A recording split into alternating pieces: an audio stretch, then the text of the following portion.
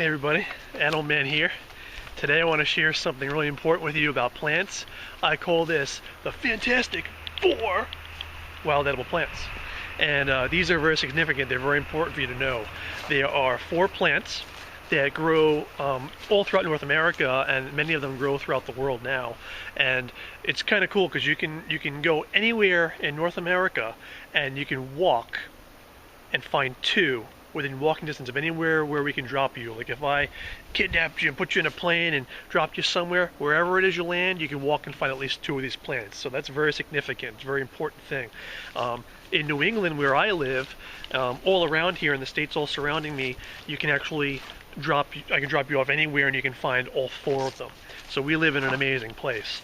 And so here's the first one. Coming up on it soon, almost there, almost there. These plants, you can also use them year-round, which is very, very important. You can use them year-round for food, medicine, all kinds of different utility uses. So here we go. Behind me is a big one, and over here there's two little babies. And these are pine trees, guys. Pine trees grow all throughout North America. There's 3 species here in Massachusetts. You can also find them throughout different parts of Asia and across Europe as well. But just because that's where they're native to does not mean that's the only places you find them. Because of human activity, we like to plant really pretty plants and trees around our homes, around like shopping areas, on the sides of the roads, highways. So you can find these, even though they're not native, you can find them all around the world in different places where we've planted them there. And a lot of these also naturalize, they escape civilization, and they grow in the wild too. And I find plants around here quite commonly that aren't supposed to be here, but they're here, so hey, I mean, you use them. They're here, you use them. So now I'm going to show you how to positively identify this as a pine tree. It's a very important step. So pines are an evergreen, most people know that, but not all evergreens are pine. One of these is not like the other. So if you look at the needles, they're the only evergreen where they grow in bunches or bundles and they're not single needles. And this is important to know because there are a lot of things that are evergreen that are poisonous, and some are deadly poisonous.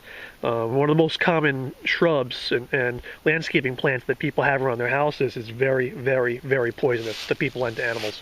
So if you look at this, it's got a bundle there, got a bundle of 5 needles. So all pines have between 2 and 5 needles. So right here, 5 needles, that tells you the species. It means it's eastern white pine. And that's how you know. And that's all I'm going to really tell you about it for now.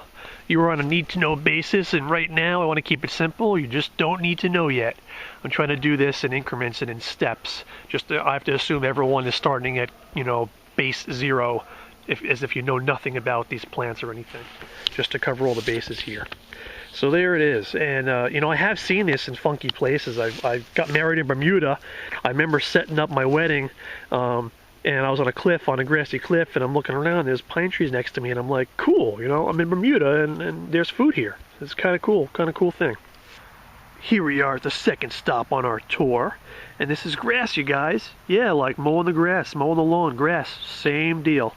And this is on the list of our Fantastic Four because it grows worldwide. You can find this in all different places, all the way into Arctic tundra habitats. And you can use this year-round, as long as the ground's not too frozen. And it has many different edible parts. And a lot of us eat members of the grass family, and you wouldn't even think about it, like rye, oats, wheat. These are all grass family members. And the uses are the same. So we're used to eating, pasta made of wheat flour, and that's from the seeds, and you use the grass the same way. The seeds are smaller, but it's the same thing, just more work, that's all. Here's how to identify it. So everyone's used to seeing grass in your backyard, but it's cut short, and it wants to grow a lot longer. And you look at the blade of grass. This one I've got here is a nice one to show you this with. And the way to identify this for sure and not mix it up is by understanding that grass blades, when they grow, it has parallel veins. What I mean by that is you'll see little lines growing along it, and they go the same direction the blade of grass goes. They go that way. Let me see if I can find another leaf of some sort around here to show this to you. Show you something that's not like that. Oh, here's an oak. Here's an oak leaf. Look at the oak leaf. It's got one vein that goes down the middle, but it's got a whole bunch that branch off and go to the side. So grass is not like that. It's got veins that only go along the way the grass blade grows. And then it will send up a flower stalk, which are these, and they flower. Then seeds form there, and these seeds are almost all gone because the wind's blowing them off. And that's what it looks like. Very important one to know. It's everywhere. Alright everyone, here's the next plant on our list. It's an oak tree. There's all different oaks, and they have a very, very wide distribution. They are in North America, South America, Europe, Asia, and parts of North Africa. And I'm going to go a lot more in depth into this on a future video, but these are the two basic types of oak leaves you have. This one, with the very jagged lobes, is from the red and black oak group, and most of the trees around here are in these families. Now this one looks quite different. The lobes, which are these parts like your fingers that stick out that are rounded, those are very, very round. That's the white oak group. And those are the two basic types of oak leaves that you have. Alright everybody, here's the last plant we're going to learn. Cattails here. And these are very common all throughout North America, South America, Asia, Europe, and parts of Africa. So there's many, many different utility parts, edible parts, medicinal parts, and very, very, very important plant. We're going to do a lot with this later on. And here's a close-up for you.